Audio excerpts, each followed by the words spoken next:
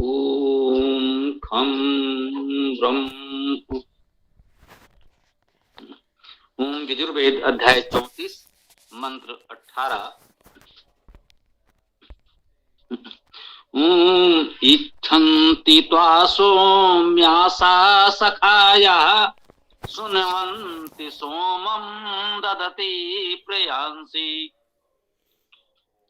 तितीक्षन्ते अभिषस्तिं जनानाम् इंद्र त्वत् आकश्चन हि प्रकेतः।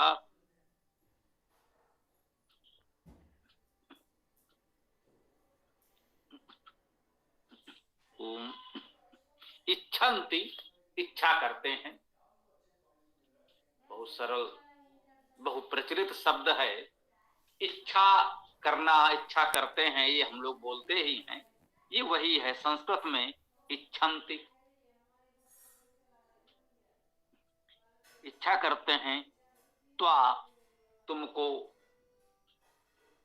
तुम्हारी इच्छा करते हैं या तुमको इच्छा करते हैं, तुमको चाहते हैं। वाक्य हम दोनों प्रकार से बना सकते हैं। सौम्यासा, सौम्यासा शब्द बहुवचन में है। सौम्य का बहुवचन सौम्यासा है। अब ये सौम्य कौन है? ये समय बहुप्रचलित शब्द है सौम्य। कहते हैं भाई ये सौम्य है। सोम से सौम्य भी हो जाएगा। तो सोम और सौम्य में कुछ साम्य लगता है। दोनों ही शब्द एक ही हैं, समानार्थी हैं। सोम और साम्य तो एक ही बात हुई। अब ये कैसे बन रहे हैं? एक शब्द है सोम, हम सबने सुना है, बहुत बार आया है, बहुत प्रचलित है, आपका परिचित है हम सबका। सोम, सोम से बना सौम्य, सोम के योग्य।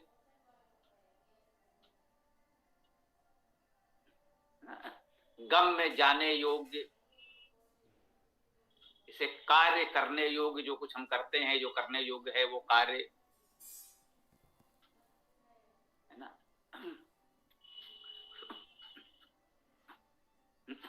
और हमारा परिचित शब्द है नम्य, प्रणम्य।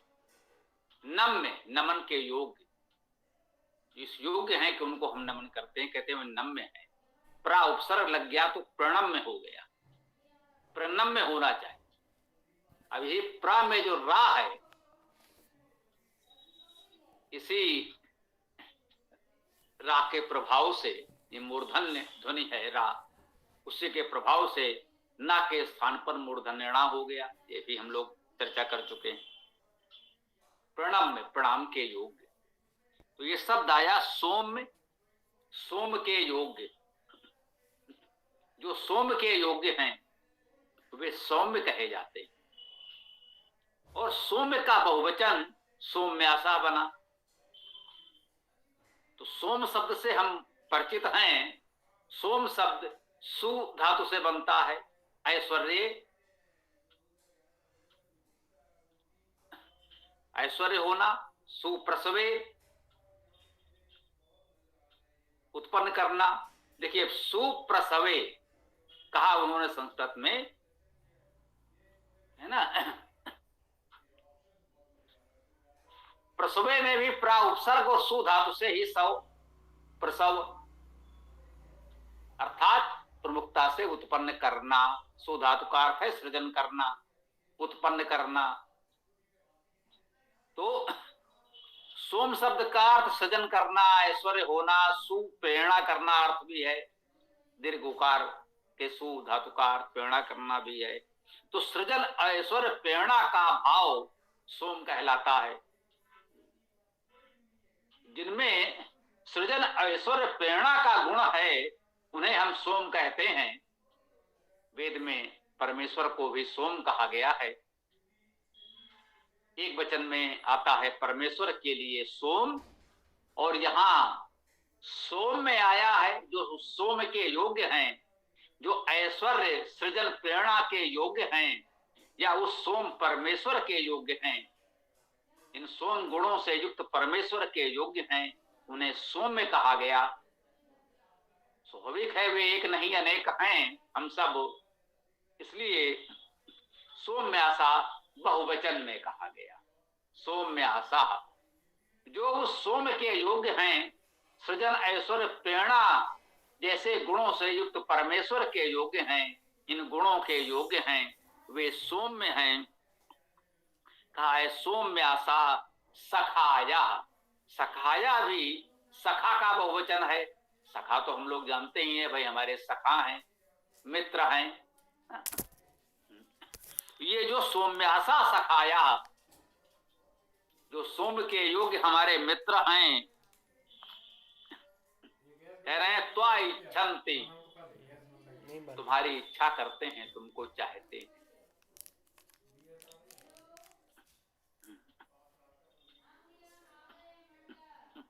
सुनुवंती, सोमम, वो सोम को आसवन करते हैं। सुनुवंती, ये वही सुधातु है, उत्पन्न करना। सुनोति, आसवन करना कहते हैं। अब आसवन का इसे कहा सुप्रसवे, सुधातु का अर्थ प्रसव करना है। प्रसव करना अर्थात उत्पन्न करना। उपसर्ग है, उसको और प्रमुखता दे दी गई, महत्व दे दिया गया। सुप्रसवे अर्थात उत्पन्न करना। ये कहा कहते हैं सुनुबंध का अर्थ सामान्यता आपको लिखा हुआ मिलेगा आसवन करते हैं। आसवन हम विद्यार्थियों ने रसायन शास्त्र में पढ़ा है, आसवन करना। आसवन एक रासायनिक प्रक्रिया है जिसके द्वारा हम कुछ बनाते हैं, कुछ उत्पन्न करते हैं, कुछ सृजन करते हैं। आयुर्वेद में भी आसवन होता है। बहुत सी औषधियां आसवन की विधि से तैयार की जाती हैं। आसवन की विधि वही है। तो आसवन एक विधि है, विशेष रूप से कह सकते हैं समय के साथ एक प्रक्रिया की खोज हुई, किस प्रकार से हम कुछ औषधियां बना सकते हैं, उत्पन्न कर सकते हैं, सृजित कर सकते हैं। उस प्रक्रिया को आसवन कहा गया। भाव वही है, सृजन करना, उत्पन्न करना। एक विशेष प्रक्रिया, विशेष विधि से औषधियां उत्पन्न की जा रही हैं। तुमने कहा ये आसवन, ये आसुत है। आसुत शब्द भी वेद में आया है, एक बार हम लोगों ने पढ़ा है। आसुत का अर्थ कह सकते हैं आसवन किया हुआ। आ उपसर्ग है, सम्यक समन्ता, उत्पन्न किया हुआ, सृजन किया हुआ, आसुत। तो यहां कह रहे हैं सुनुवंती, सवन करते हैं, आसवन करते हैं, सृजन करते हैं, उत्पन्न करते हैं। तो एक ही बात है, यदि अलग अलग पुस्तकों में अलग अलग विद्वानों ने इन सब शब्दों का अलग अलग प्रयोग किया हो तो भ्रमित न हो। उत्पन्न करते हैं, सृजन करते हैं, सवन करते हैं, आसवन करते हैं, तो एक ही बात है। विभिन्न पुस्तकों में विद्वान अलग अलग शब्दों का प्रयोग कर देते हैं, सामान्य पाठक भ्रमित हो जाता है। अरे भैया तो कह रहे हैं आसवन करते हैं, और आसवन आपने कहीं आयुर्वेद में अलग तरीके से पढ़ा है और रसायन शास्त्र में कुछ अलग तरह से पढ़ा है, बोले भैया क्या आसवन हो रहा है। तो यहां तक तो ठीक है। तब समस्या तब उत्पन्न होती है जब एक विद्वान ने लिखा आसवन करते हैं, वहां तक तो ठीक था। अब दूसरे ने उसको पढ़ा और उसने सोचा कि इस आसवन शब्द को शायद लोग उतना न समझ पाए, तो उन्होंने आसवन शब्द को कुछ और शब्दों में समझाने का प्रयास किया। इस प्रयास में वो मूल अर्थ से भटक गया। उन्होंने आसवन की प्रक्रिया के लिए कुछ और सरल शब्द देने का प्रयास किया। किसी ने कह दिया निचोड़ते हैं, उसका अर्क रस निकालते हैं। तो शाब्दिक अर्थ के स्थान पर वो आसवन की एक आयुर्वेद की विशेष प्रक्रिया की ओर चले गए, तो भ्रम उत्पन्न हो जाता है।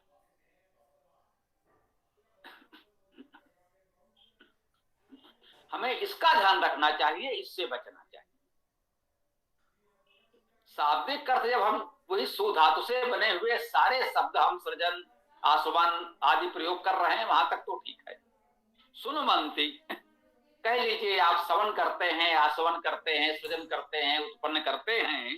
सोमम, सोम को उत्पन्न करते हैं, क्योंकि सोम्यासा बहुत से लोग हैं, सखाया ये भी बहुत से लोग हैं, बहुवचन में है, इसलिए सुनमंत भी बहुवचन में है।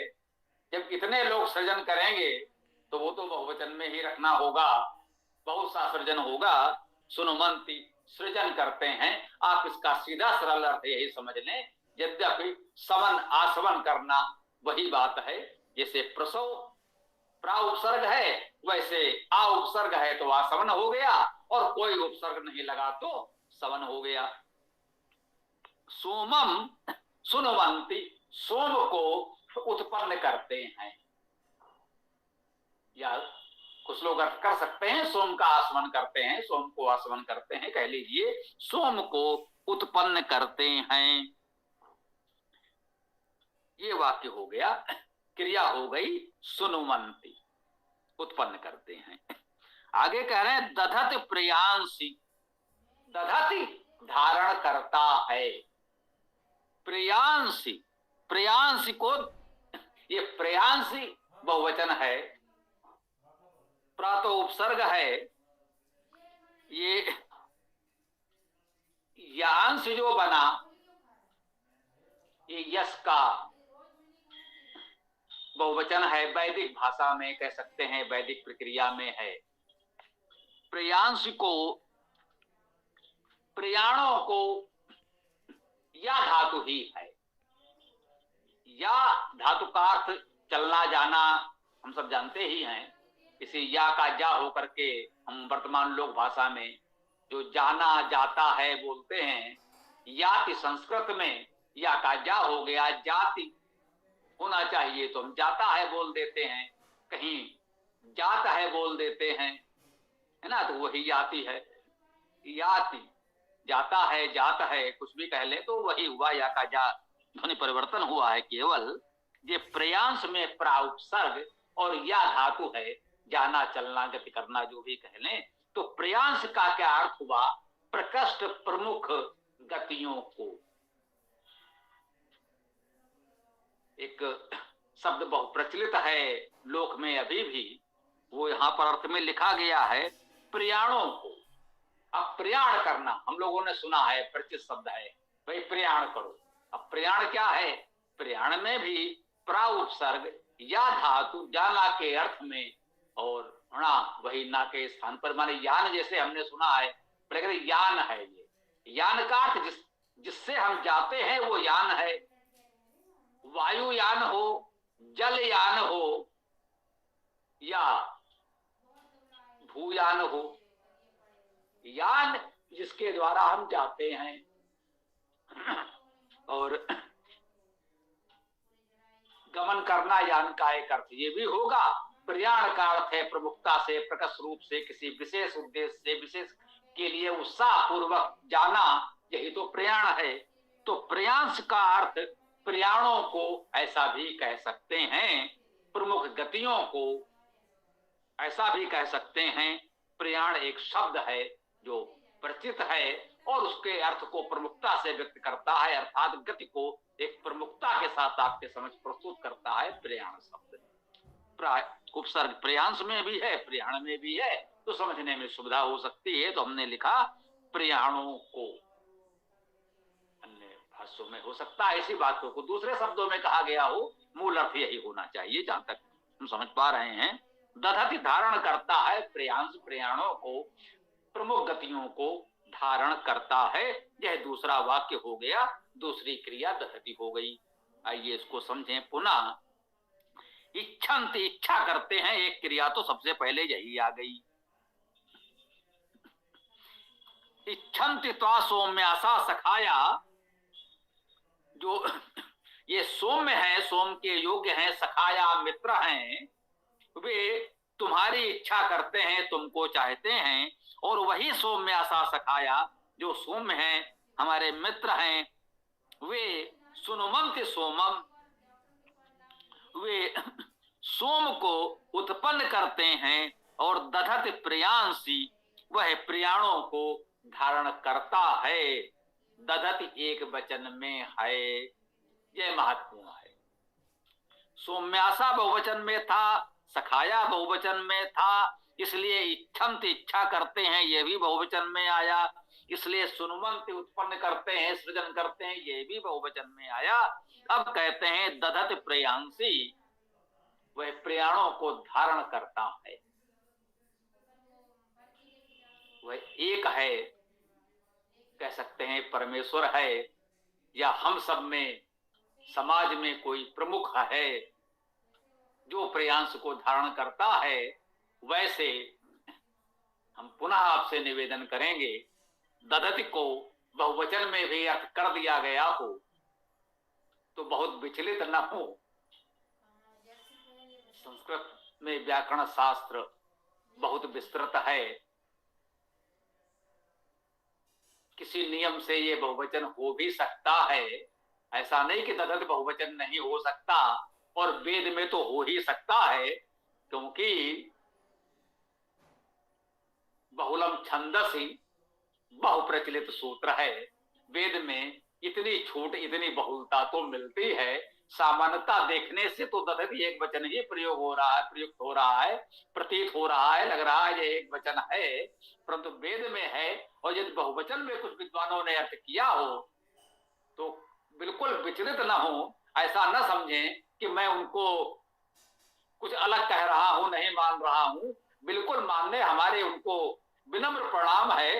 यदि इसका बहुवचन में अर्थ किया है, दधति धारण करते हैं, तो बिल्कुल ठीक किया है, हम सहमत हैं, हमारा यहाँ कोई मतभेद जैसा कुछ नहीं है। दधति सामान्यता एक वचन प्रतीत हो रहा है, परंतु वेद में बहुवचन हो सकता है, हम सहमत हैं। यदि किसी विद्वान ने बहुवचन में अर्थ किया हो तो वह भी ठीक है। अब तितिक्षन्ते, अब यह भी बहुवचन में आ गया, तितिक्षा करते हैं। तितिक्षा क्या है? सहन करना। तितिक्षा प्रवृत्ति काल में विशेष रूप से बौद्ध और जैन मतों में एक विशेष प्रकार की साधना कही गई। तितिक्षा सहन करना, जो भी दुख कष्ट बाधाएं आए आप उन्हें सहन कीजिए, प्रतिक्रिया मत कीजिए, विचलित मत हो। भाई स्वाभाविक है, जब आप किसी बड़े उद्देश्य के लिए साधना कर रहे हो, अर्थात किसी विशेष उद्देश्य के लिए लगे हो, बड़े कार्य के लिए, तो जो विघ्न बाधाएं आएंगी, कुछ कष्ट भी होंगे, शीत ग्रीष्म का प्रभाव होगा, कुछ समाज के दुष्टजन भी आपको कष्ट पीड़ा देने का प्रयास करेंगे, ये तो स्वाभाविक है, होना ही है। तो साधक का ये गुण है कि वो उससे विचलित ना हो। इसे बौद्ध जैन मतों में विशेष रूप से कहा गया है, तितिक्षा की साधना आपको करनी है, अर्थात आपको अपने मन को इतना सुदृढ़ बना लेना है कि ऐसे विघ्न बाधाओं से कष्टों से आप विचलित ना हो। आप मान के चलें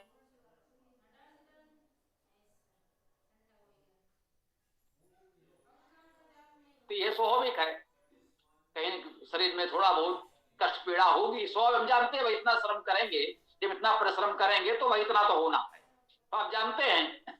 तो ये तो कहते हैं कि हाँ भाई ठीक है, बहुत थक गए, इतना कार्य किया हमने, बहुत परिश्रम किया, थक गए हैं, लेकिन उससे कोई विचलित नहीं होते, मन उद्विग्न नहीं होता, करे भाई अभी तो क्या हो गया, हमारे शरीर में तो ऐसा लग रहा है, कष्ट हो रहा है, नहीं, हम जानते हैं तो स्वाभाविक है, होना ही है, तो उसको सहज भाव से स्वीकार कर लेते हैं।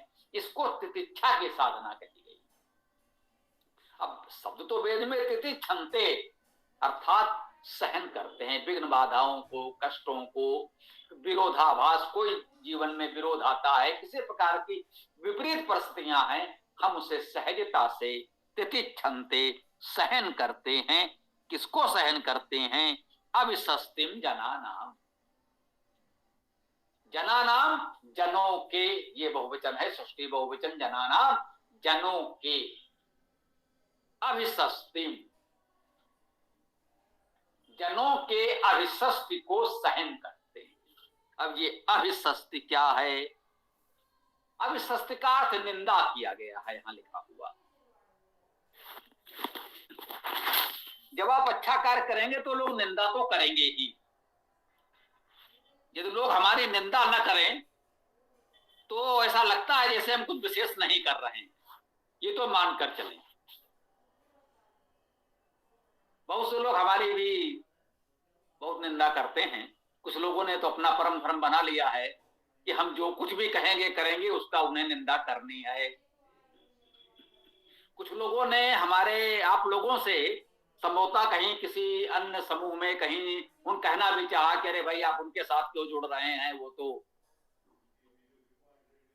भाई पता चला कि हम तो केवल वेद की चर्चा कर रहे हैं और वो जाने क्यों, क्योंकि वे वेद द्वेषी हैं, वेद विरोधी हैं, वे सीधे सीधे ये तो नहीं कहेंगे कि भाई वो वेद की बात करते हैं, ये अच्छी बात नहीं है, लेकिन वो कुछ और काल्पनिक बातें कहे सुन करके आपको भ्रमित करने का प्रयास कर सकते हैं। किया है लोगों ने, हमें पता चला कि आप में से ही विद्यार्थियों ने बताया बाद में, उन्होंने कुछ अपने उसके उदाहरण भी प्रस्तुत किए, जो बातें उन्होंने कही थी, लिखी थी कहीं पर, वो सब प्रस्तुत किए गए।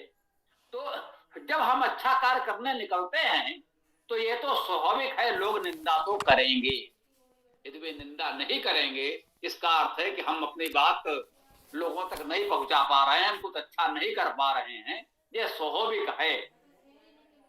अच्छा कार्य करेंगे तो जो दुष्ट लोग हैं वे निंदा तो करेंगे ही करेंगे, न्यूनतम इतना तो उनका परम धर्म है, उन्हें करना ही करना है। तो हमें क्या करना है, जना नाम अविसस्तिम तितिक्षन्ते, लोगों की इस निंदा को सहन करते, कभी भी उनको हमने कटुता से उत्तर नहीं दिया होगा। हमने इतना ही कह दिया ठीक है भाई, आपको नहीं वेद प्रिय हैं, आप अलग रहो, हम तो वेद का प्रचार प्रसार कर रहे हैं और करेंगे। हम अपने कार्य में लगे हैं, वेद प्रचार में, वे अपने कार्य में लगे हैं, हमारी निंदा करने में, अपने अपने कर्म का निर्वाह कर रहे हैं, करने दीजिए। तो ये वेद मंत्र ने हमको सिखाया, तितिक्षन्ते अभिशस्तिम जनानाम, लोगों के निंदा को हम सहन करते हैं। ये है ना। अब आप देखिए, अब इस शब्द बना कैसे, इसे समझ लें तो ये और आनंद देगा। अभी तो उपसर्ग है, अभिता परिता सरोता सब ओर से, सस धातु का अर्थ हिंसा करना है, निंदा करना भी। अब शस्त्र शब्द है, इसी से शस्त्र बनता है।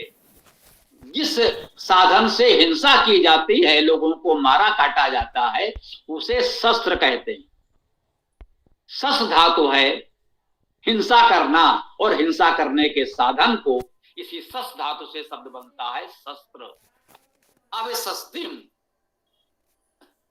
वो जो सब ओर से हमारी हिंसा करते हैं, निंदा करते हैं, निंदा भी एक प्रकार की हिंसा ही है, शारीरिक हिंसा नहीं है, वाचिक हिंसा है, भावनात्मक मानसिक हिंसा है, सामाजिक हिंसा है।